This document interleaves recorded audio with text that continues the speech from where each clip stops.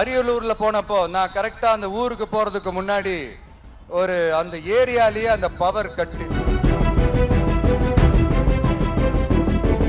அப்புறம் நான் திருச்சிக்கு போய் நான் பேச ஆரம்பிச்சதுக்கு அப்புறம் அந்த ஸ்பீக்கருக்கு போற அந்த வயரு கட்டு.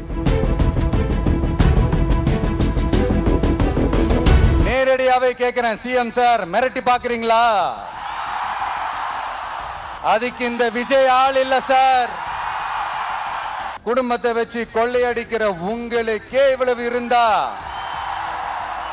சொந்தமா உழைச்சி சம்பாதிச்ச எனக்கு எவ்வளவு இருக்கும்? பஸ்ஸுக்குள்ளேயே இருக்கணுமா? பஸ்ஸை விட்டு வெளியில வரக்கூடாதா? கையை இவ்வளவுதான் தூக்கணுமா? இப்படியே வரணுமா? இந்த விஜய் களத்துக்கு வர்றது ஒண்ணு புதுசு இல்ல கண்ணா. இதே நாகப்பட்டினத்துல 14 வருஷத்துக்கு முன்னாடி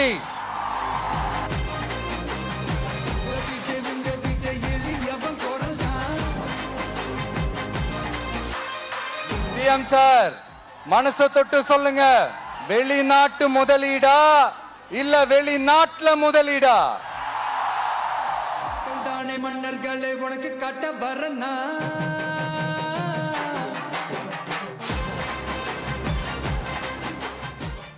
கொஞ்சம் கட் பண்ணி தான் பாருங்களேன். நாம ஒண்ணு இங்க தனியால் இல்லைங்க சார். இந்த பூச்சாண்டி வேலையெல்லாம் காட்டுறதை விட்டுட்டு தில்லா கெத்தா நேர்மையா எலெக்ஷனை சந்திக்க வாங்க சார். நீங்களா நானா பார்த்தலாம் சார்.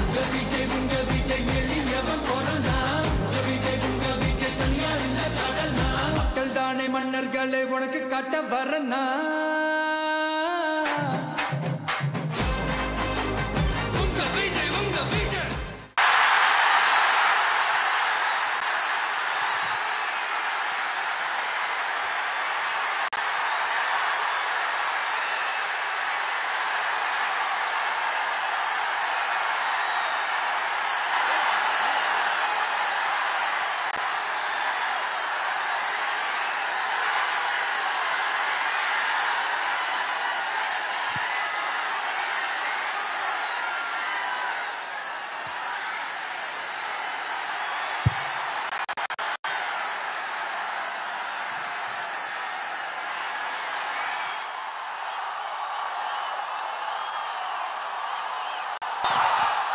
எல்லாருக்கும் வணக்கம்.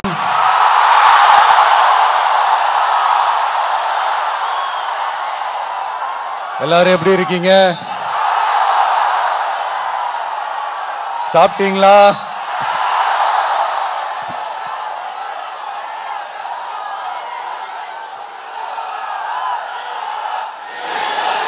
அண்ணா அவர்களுக்கு ஒரு வணக்கம், பெரியார் அவர்களுக்கு ஒரு வணக்கம். இப்ப நான் எந்த மண்ணில் நின்னுட்டு இருக்கிறேன் தெரியுமா? ஆண்டவர் அன்போட நெல்லுக்கடை மாரியம்மன் அன்னை வேளாங்கண்ணி ஆசியோட கடல் தாய் மடியில் இருக்கிற என் மனசுக்கு ரொம்ப நெருக்கமான நாகப்பட்டினம் மண்ணில் இருந்து நின்று பேசிட்டு இருக்கிறேன். என் நெஞ்சில் கொடியிருக்கும்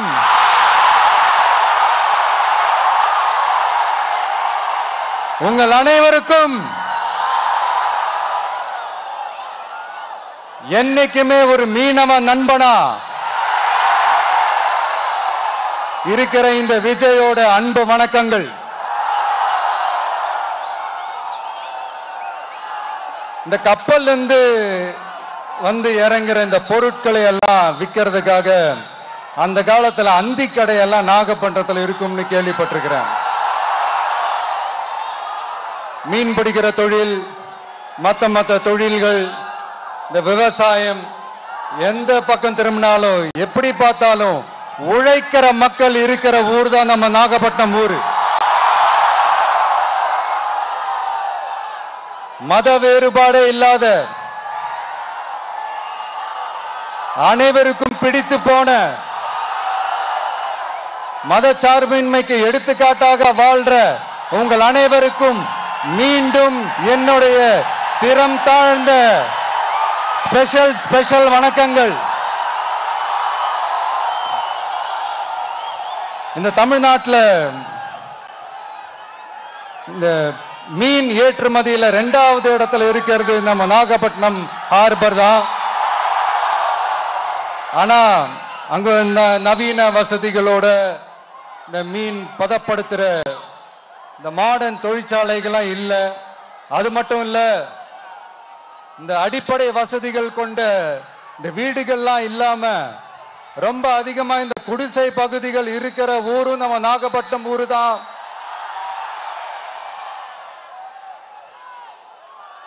இந்த முன்னேற்றத்திற்கெல்லாம் எங்கள் ஆட்சிதான் சாட்சி. அப்படி இப்படின்ட்டு இந்த அடுக்குமொழியில பேசி பேசி அது நம்ம கேட்டு கேட்டு காதுல இருந்து ரத்தம் வந்ததான் மிச்சம். இவங்க ஆண்டது பத்தாதா? இப்படி தவிக்கிறாங்களே நம்ம மக்கள், அது பத்தாதா?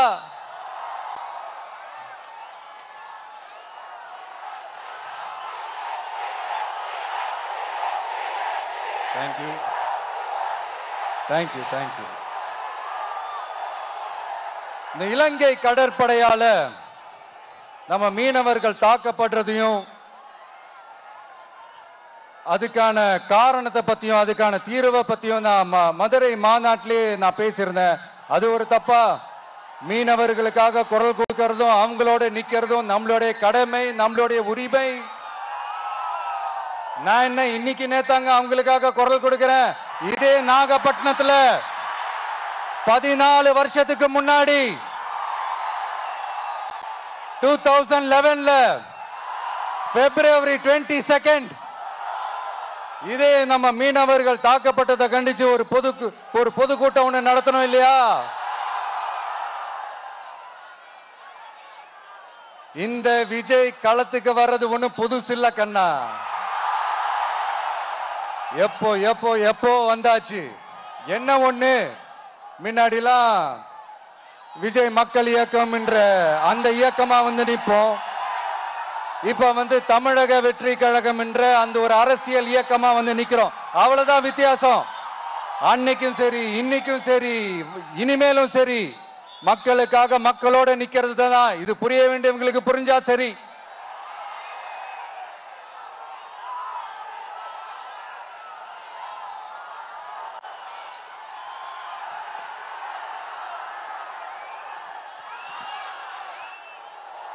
மீனவர்களுக்காக குரல் கொடுக்கிற இதே சமயத்துல நம்ம தொப்புள் கொடி உறவுகளான ஈழத் தமிழர்கள்,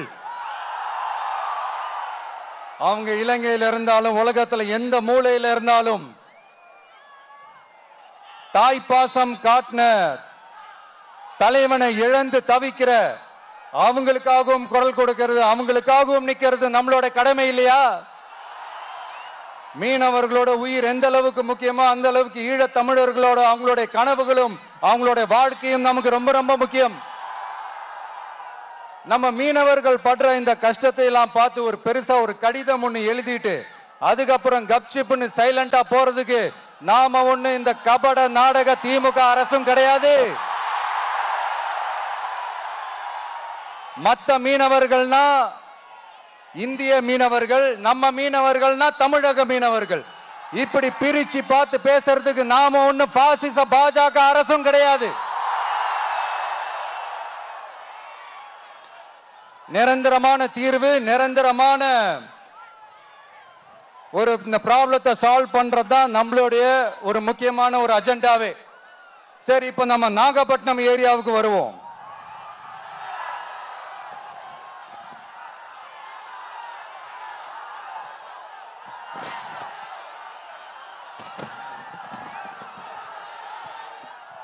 இங்க இருக்கிற மண் வளத்தை பாதிக்கிற இறால் பண்ணைகளை முறைப்படுத்தணும். அப்பதான் மீனவர்களோட வாழ்வாதாரமும் விவசாயிகளோட வாழ்க்கையும் பாதிக்காம இருக்கும். கடலோர கிராமங்கள மீன் அரிப்புல இருந்து பாதுகாக்கிற அலையாத்தி காடுகளை அழிக்கிறத பத்தி தடுத்து நிறுத்தி அதுக்கு ஒரு வழி பண்ண வேண்டிய அரசாங்கத்துக்கு இதை விட ஒரு முக்கியமான ஒரு வேலை ஒண்ணு இருக்கு. அது என்ன தெரியுமா? சொந்த குடும்பத்தோட வளர்ச்சியும் சொந்த குடும்பத்தோட சுயநலமும் தான் அந்த முக்கியமான வேலை. இங்க இருக்கிற மக்களுக்கு குடிக்க தண்ணி இல்லாம தவிக்கிறாங்க. அதுக்கு தீர்வா காவிரி தண்ணியை கொண்டு வரலாம், மக்களோட தாகத்தை தீர்க்க கொண்டு வந்தாங்களா? இவ்வளவு பாரம்பரிய கடல் சார்ந்த ஊர்ல ஒரு கவர்மெண்ட் மெரைன் காலேஜ் ஒன்னு கொண்டு வரலாம், கொண்டு வந்தாங்களா? மீன் சம்பந்தமான எந்த தொழிற்சாலையும் அமைக்கல, அமைச்சாங்களா? அட்லீஸ்ட் நிறைய பேருக்கு வேலை வாய்ப்பு கிடைக்கிற மாதிரி தொழில் வளர்த்தியாவது பெருக்கலாம், அதையாவது செஞ்சாங்களா? ஆனா ஒவ்வொரு டைமும் வெளிநாட்டுக்கு டூர் போயிட்டு வர்றப்பெல்லாம் அத்தனை கோடி முதலீடு, இத்தனை கோடி முதலீடு சிஎம் அவர்கள் சிரிச்சுக்கிட்டே சொல்லுவாரு. சிஎம் சார், மனசை தொட்டு சொல்லுங்க, வெளிநாட்டு முதலீடா இல்ல வெளிநாட்டுல முதலீடா? ஒட்டுமொத்த தமிழ்நாட்டுக்கும் முதலீடா இல்ல உங்க குடும்பத்தோட முதலீடு வெளிநாட்டுக்கு போகுதா? வேளாங்கண்ணி, நாகூர், கோடியக்கரைன்னு இங்க இருக்கிற டூரிஸ்ட் பிளேஸ் எல்லாம் கொஞ்சம் நல்லா டெவலப் பண்ணலாம். பண்ண என்ன குறைஞ்சா போயிடுவீங்க? வேதாரண்யம் பகுதியில் உப்பு ஏற்றுமதி செய்யறதுக்கு வசதியை செஞ்சு கொடுக்கலாம், செஞ்சாங்களா? நாகூர் ஆண்டவர் அரசு மருத்துவமனையில பிரசவம் பார்க்கிற டாக்டரே இல்லையா? நாகப்பட்டினம் புது பஸ் ஸ்டாண்டையாவது சுத்தமா சுகாதாரமா வச்சுக்கிறாங்களா? நாகப்பட்டினம் ரயில்வே ஸ்டேஷன் வேலைகளை சீக்கிரமா முடிச்சு வைக்கலாம், அதையாவது செஞ்சாங்களா? இங்க ஏற்கனவே இருந்த ஸ்டீல் ரோலிங் மில்லையும் ரயில் பெட்டி தயாரிக்கிற தொழிற்சாலை மூடிட்டாங்க. அத மறுபடியும் திறந்தா நிறைய பேருக்கு வேலை வாய்ப்புகள் கிடைக்கும். ஏன் அதை பத்தி யோசிக்கல? மேலக்கோட்டை வாசல் NH மேம்பாலம் கட்டி 50 வருஷம் ஆச்சு, அது சரியா மேம்படுத்தலாம், அதை செஞ்சாங்களா? Thanjavur to Nagapattinam NH road வேலை பல வருஷமா நடக்குது, இன்னும் முடிச்ச பாடே காணும், அதை வேகப்படுத்தி முடிச்சிருக்கலாம், அதையாவது செஞ்சாங்களா? ரொம்ப முக்கியமா நெல்லு மூட்டையெல்லாம் மழை காலத்துல வெள்ளத்துல நனைஞ்சு நம்ம விவசாயிங்க எவ்வளவு வேதனைப்படுறாங்க. அதுக்கு சரியான ஒரு குடவுன் கட்டி தரலாம், அதையாவது கட்டி தந்தாங்களா? எலெக்ஷனுக்கு முன்னாடி திமுக காரங்க வந்து செய்வோம் செய்வோம் செய்வோம் செய்வோம்னு சொன்னாங்களே, செஞ்சாங்களா? இதெல்லாம் எதுவுமே செய்யாம எல்லாத்தையும் செஞ்ச மாதிரியே அதையும் பெரியமையா வேற சொல்லுவாங்க இவங்க. நான் வந்து போன வாரம் திருச்சிக்கும் அரியலூர் மாவட்டத்துக்கும் போய் நம்ம மக்களை சந்திக்க போயிருந்தேன். அப்போ பெரம்பலூரும் போக வேண்டியது. அங்க சில ரூல்ஸ் அண்ட் ரெகுலேஷன்ஸ், ஒரு கட்டத்துக்கு அப்புறம் இந்த பஸ்ஸே மூவ் ஆகல. அதுக்கப்புறம் அதை தாண்டி ஒரு டைமுக்கு மேல பேசுறது, சரி அதெல்லாம் விடுங்க. இந்த நேரத்தில் பெரம்பலூர் பகுதி மக்களுக்கு நான் மன்னிப்பு கேட்டுக்கிறேன். சீக்கிரமாவே உங்களை தேடி நான் வருவேன் ஃபார் ஷுவர். நம்ம வந்து இந்த டூர் பிளான், இந்த ஷெட்யூல் போட்டதுக்கு அப்புறம் அது என்னப்பா சனிக்கிழமை சனிக்கிழமை சனிக்கிழமை அப்படின்னு ஒன்று ஸ்டார்ட் ஆச்சு. அது ஒன்றும் இல்லை, உங்க எல்லாரையும் வந்து பார்க்கும்போது உங்களுக்கு எந்த விதமான டிஸ்டர்பன்ஸும் இருந்துடக்கூடாது. முக்கியமா உங்களுடைய வேலைகளுக்கு எந்த விதமான டிஸ்டர்பன்ஸும் இருந்துடக்கூடாது அப்படின்ற ஒரே காரணத்துக்காக தான் இப்படி வீக்கெண்டா பார்த்து இப்படி இந்த பிளானை ஷெட்யூல் பண்ணோம். லீவு நாட்கள்ல ஓய்வு நாட்கள்ல வரணும்ன்றதான் அந்த எண்ணமே. அது மட்டும் இல்ல, அரசியல்ல சில பேருக்கு நம்ம ஓய்வும் கொடுக்கணும் இல்லையா? அதனாலதான் இந்த ஓய்வு நாட்களா பார்த்து இப்படி செலக்ட் பண்ணோம். சரி, இப்போ நம்ம மக்களை சந்திக்கிறதுக்கு, நம்ம சொந்தங்களை சந்திக்கிறதுக்கு எத்தனை கட்டுப்பாடுங்க. அந்த இடத்துல பர்மிஷன் இல்லை, இந்த இடத்துல பர்மிஷன் இல்லை. ஆனா அதுக்கான காரணங்கள்லாம் நீங்க கேட்டீங்கன்னா சொத்தையான காரணமா இருக்கும். அங்க பேசக்கூடாது, இங்க பேசக்கூடாது, 5 நிமிஷம் தான் பேசணும், 10 நிமிஷம் தான் பேசணும். நான் பேசுறதே 3 நிமிஷம் தான். அதுலயும் அது பேசக்கூடாது இதை பேசக்கூடாதுன்னு சொன்னா அப்புறம் தான் எதை தான் பேசுறது. அரியலூர்ல போனப்போ நான் கரெக்டா அந்த ஊருக்கு போறதுக்கு முன்னாடி ஒரு அந்த ஏரியாலேயே அந்த பவர் கட்டு.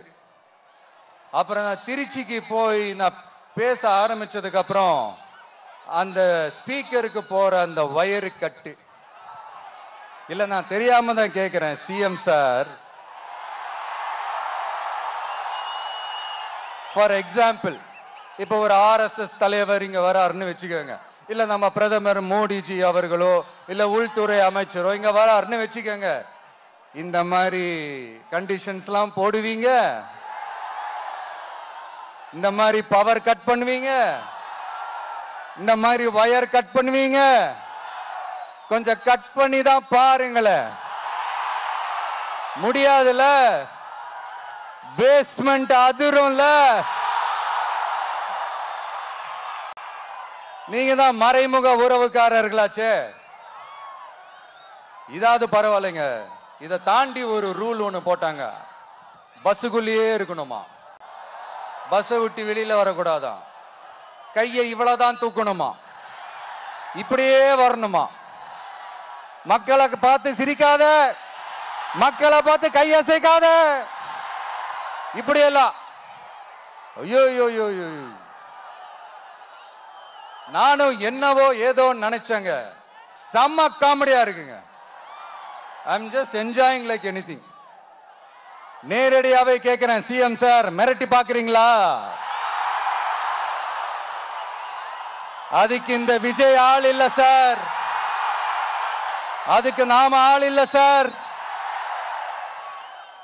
என்ன செஞ்சிருவீங்க? மேக்சிமம் கொள்கைய சும்மா பேருக்கு மட்டும் வச்சுக்கிட்டு குடும்பத்தை வச்சு கொள்ளையடிக்கிற உங்களுக்கே இவ்வளவு இருந்தா, சொந்தமா உழைச்சி சம்பாதிச்ச எனக்கு எவ்வளவு இருக்கும்?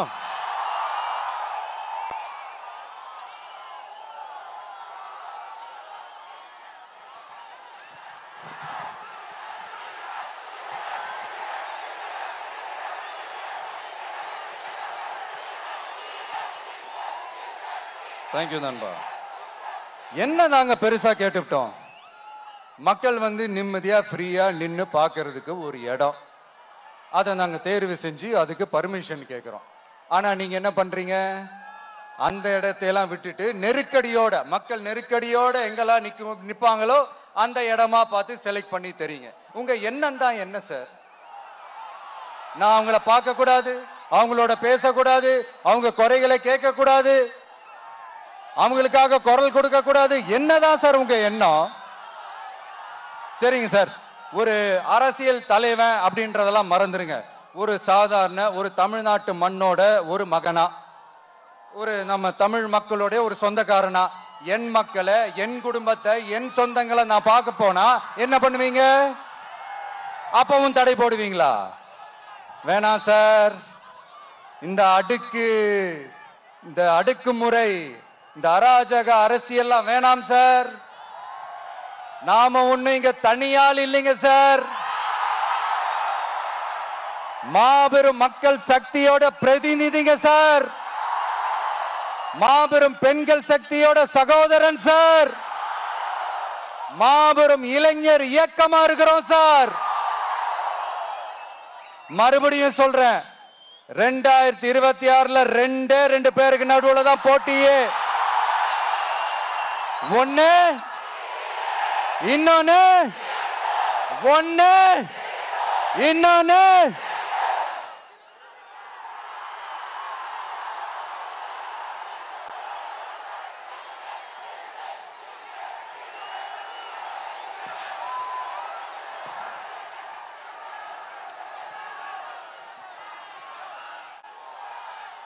இந்த பூச்சாண்டி வேலையெல்லாம் காட்டுறதை விட்டுட்டு தில்லா கெத்தா நேர்மையா எலெக்ஷனை சந்திக்க வாங்க சார்.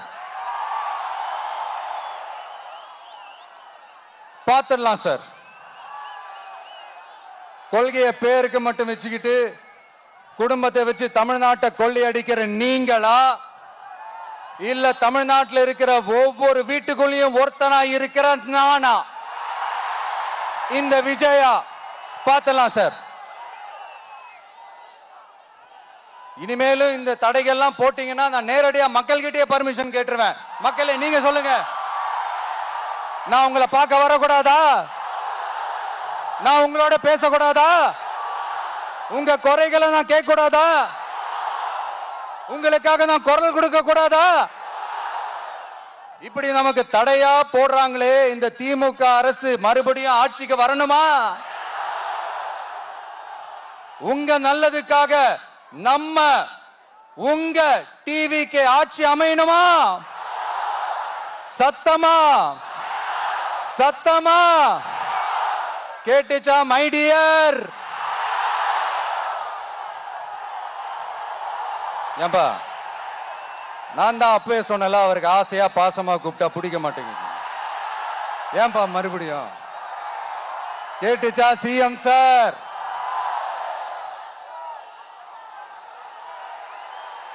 இந்த போர் முழக்கம் உங்களை ஒரு நிமிஷம் கூட தூங்க விடாது, துரத்திக்கிட்டே வரும். கான்பிடண்டா இருங்க, நல்லதே நடக்கும், வெற்றி நிச்சயம். மீண்டும் சந்திக்கும் வரை நன்றி, வணக்கம்.